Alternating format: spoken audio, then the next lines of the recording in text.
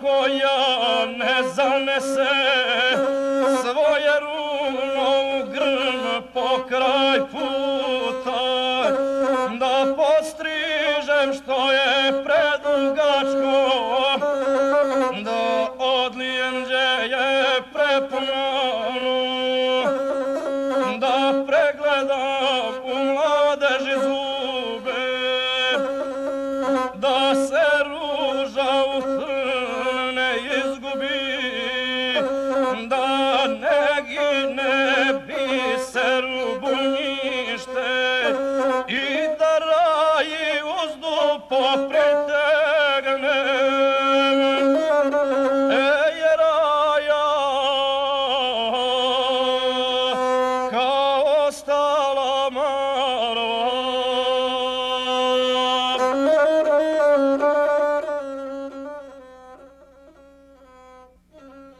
Kaže, jutro sam gađao sonilence, a ovako ja kukam, pa sam nalaz. It would not be called Black Mountain if it were not black. It is steeped in blood, poverty, and death. We don't know about a good life.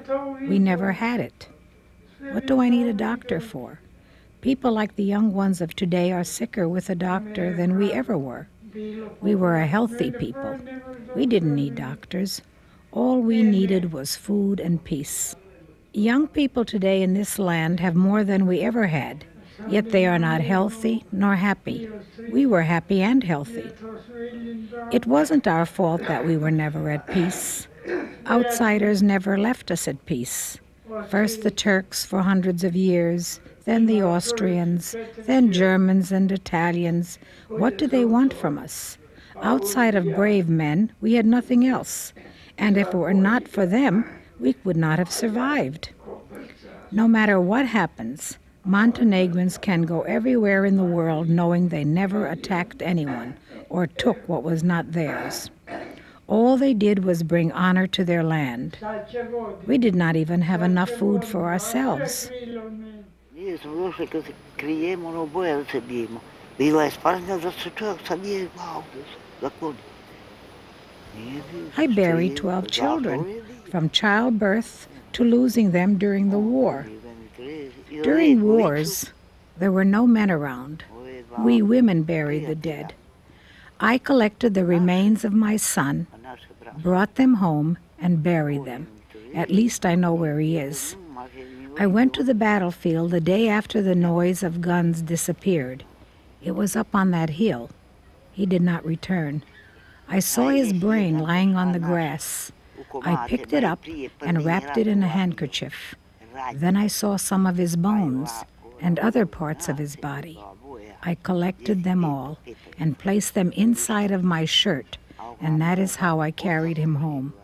I buried him myself, and nobody has ever seen me cry for him. If I had cried, I would have disgraced my family. No mother is ever to cry for her son or her husband. She only cries for her brother, whom she loves and honors more than any male in her life. But I cried, and still cry for my son when I'm alone. If you opened my chest, you would see that my heart is lying in tears.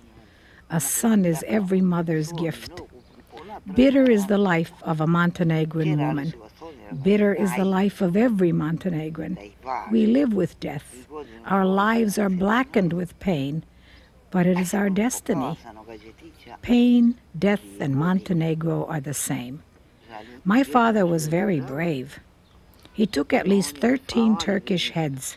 He took them to Cetinje, the capital, and the prince gave him a medal. The medal was taken by the Austrians. They took everything, but they never raped the women. The Turks did that. My village was ruled by a Turk. He decided when we were to be married and arranged the marriages. He protected us from other Turks, but we had to work for him. Most of what we raised belonged to him, but it was the only way we could survive, and it's better that way than not at all. If he wanted one of the village girls for his own, he would take her. Sometimes he would spend the first night of a girl's marriage with her, and the husband had nothing to say. You can't get pregnant the first time. Nobody wants a Turkish child. That would be terrible. Oh, God forbid. How could he even think of that? But maybe it did happen sometimes. Sometimes you would see a child that looked like a Turk. How many times I saw dead people when I was a child. I would see them lying on the side of the road, returning home from war. They were too hungry or sick to make it, so they died. I saw many on my way to the battlefield in Albania, while I was taking food and clothing to my brother and father. I just passed them up.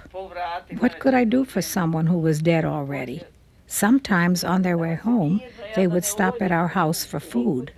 After they ate a little, they would die anyway. What kind of a life is this? It's bitter. You could always see Turkish heads on posts around the monastery in Cetinje. We were happy to see them. Later on, Montenegrins cut off noses instead of heads, but they didn't bring the noses home. Every time you saw a Turk without a nose, you knew that a Montenegrin cut it off. That's the way it was. You never knew if you would ever see your son or brother again.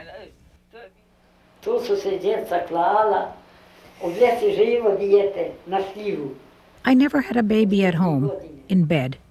That would be terrible. Having a baby is dirty, and no one would make that kind of a mess in her bed. Also, we were never alone. One child I had in the middle of a field, with snow up to my ankles.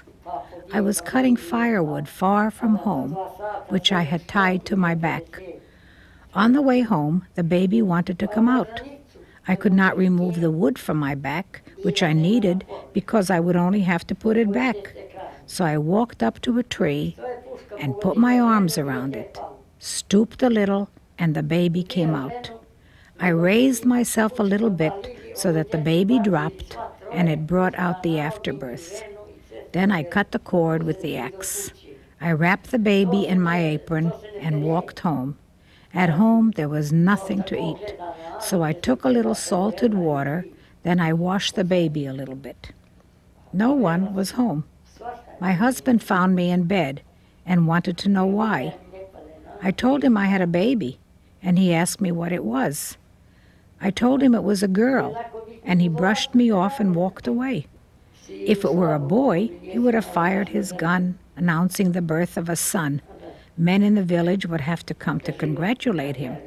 I would have to serve them food and drinks, sitting in the corner of the room, getting up only to serve them until they left. I could not be angry or refuse to do this.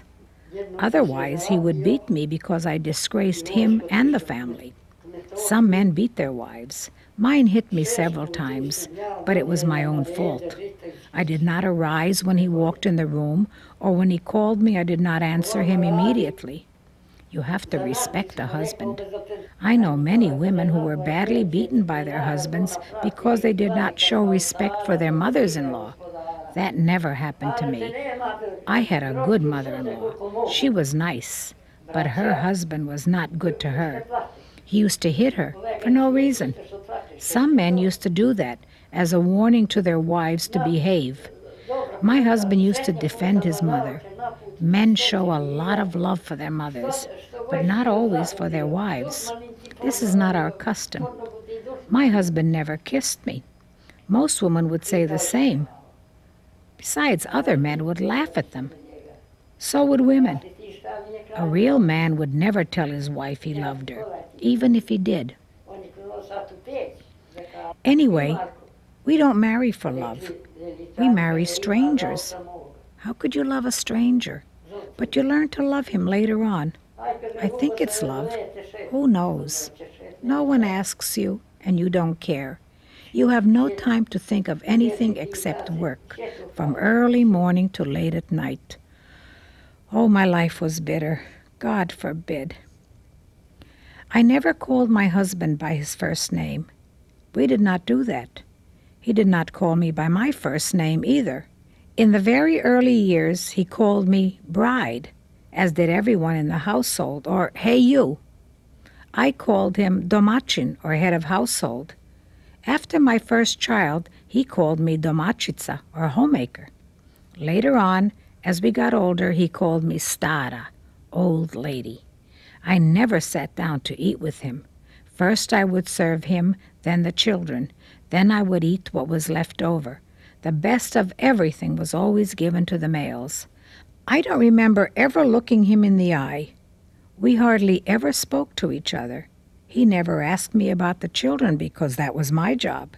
Men don't raise children. He's a warrior. He has to protect the family. That's enough. Men know nothing about the house or children. That's a woman's job. He's not a girl. Remember the old Montenegrin expression, a house does not rest on the ground, it rests on a woman. That's true everywhere, not only here.